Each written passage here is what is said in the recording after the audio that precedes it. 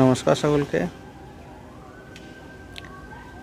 এটা একটা দেশি আঙুরের ডাল।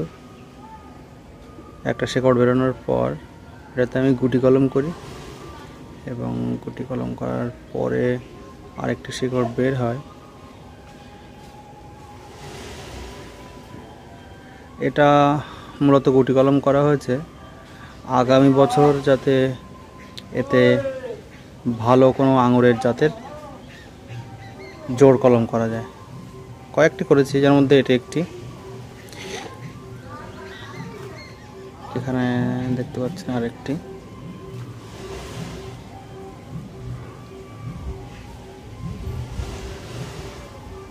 এই যেমন শিকড় বেরিয়েছে এতেই গাছ বেঁচে যাবে, অসুবিধা কিছু হবে না।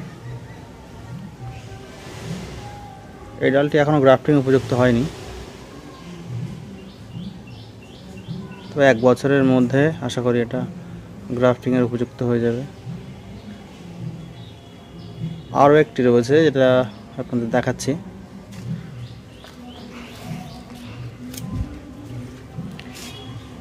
এই দেখুন, আমি গুটি কলম করার জন্যে এই ধরনের যে ট্রান্সপারেন্ট গোল বক্সগুলো পাওয়া যায় সেটা ব্যবহার করি। এটাতে দেখুন কত সুন্দর শেকড় বেরিয়েছে। এটাতে মূলত আমি দিয়েছিলাম কোকোপিট। এটা খুলে দেখাই আপনাদের। বক্সটা রিইউজেবল এবং এভাবে খোলা যায়।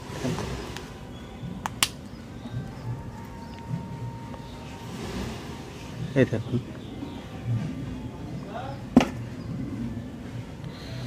কত সুন্দর শেকড় বেরিয়েছে। এবার এগুলো আমি মাটিতে বসিয়ে দেব। নমস্কার সকলকে। এই ভিডিওতে আপনারা দেখছেন কিভাবে আমি আঙুরের রুট স্টকগুলোকে পট করি।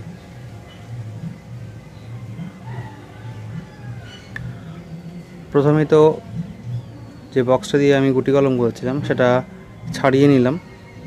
এরপরের কাজটি হবে কিছু অপ্রয়োজনীয় পাতা আমরা কাঁচি দিয়ে ছেঁটে নেব। পাতা ছাঁটার একটাই কারণ, যেহেতু গাছগুলো আমি সবেমাত্র বসাবো, তাই গাছের সালোক সংশ্লেষ করার কোনো প্রয়োজন নেই। গাছগুলো আগে রুটগুলো খুব সুন্দর করে সেট হয়ে যাক, তারপর আবার নতুন পাতা বেরিয়ে যাবে।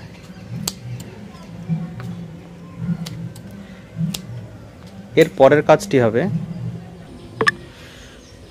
এই মগে আমি কিছু সিউইড এক্সট্রাক্ট দিয়েছি, এর সঙ্গে কলের জল দিয়েছি। এবার এই যে মিশ্রণটি আমি বানিয়েছি, এই মিশ্রণটিতে এই রুট স্টকগুলো আমি ঠিক এভাবে চুবিয়ে রাখবো,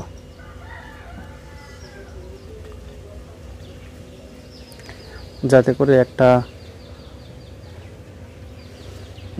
করে রুট দিয়ে গাছ জল নিতে পারে। নমস্কার সকলকে। রুট স্টকগুলোকে প্রায় 30 মিনিট সময় ধরে আমি এই সিউইড মেশানো জলে চুবিয়ে রেখেছিলাম। এরপর এগুলোকে তুলে নেব।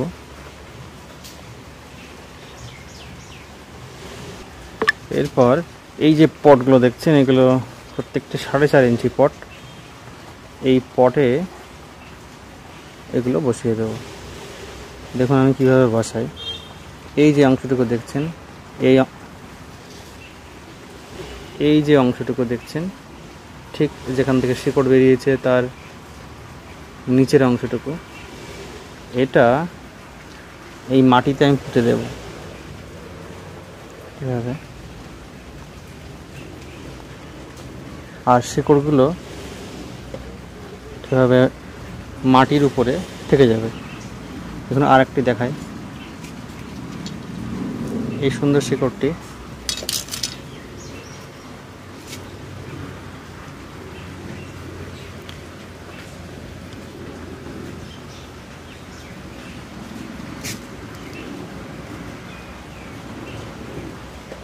ঠিক এভাবে মাটিতে পুঁতে দিলাম, আর উপরের শিকড়গুলি কীভাবে উপরে থাকলো। আরেকটি বাকি আছে,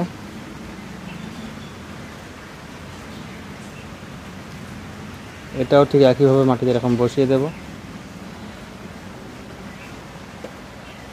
এই অংশটুকু একটু বেশি আছে, এটুকু আমরা কেটে নেব।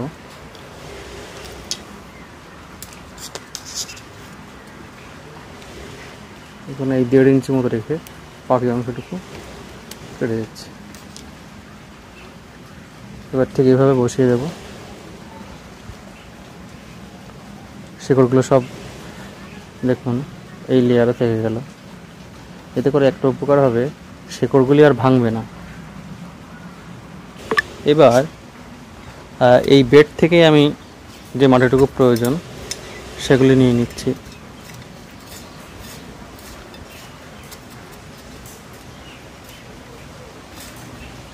এগুলো মূলত বালি মিশ্রিত মাটি।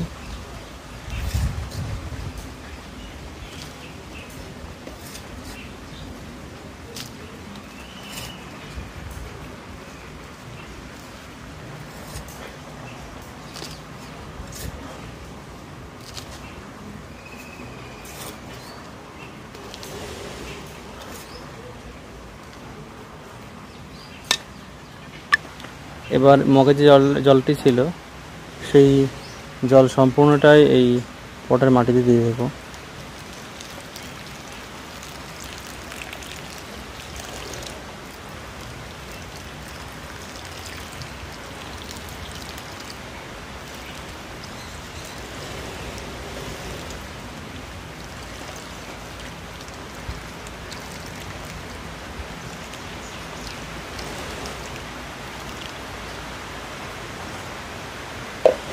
এরপর এই টবগুলি একটি ছায়াযুক্ত স্থানে 5 থেকে 6 দিন রেখে দেবো, এবং তার মধ্যে রুটগুলি সব খুব সুন্দর করে ছড়িয়ে যাবে ভেতরে।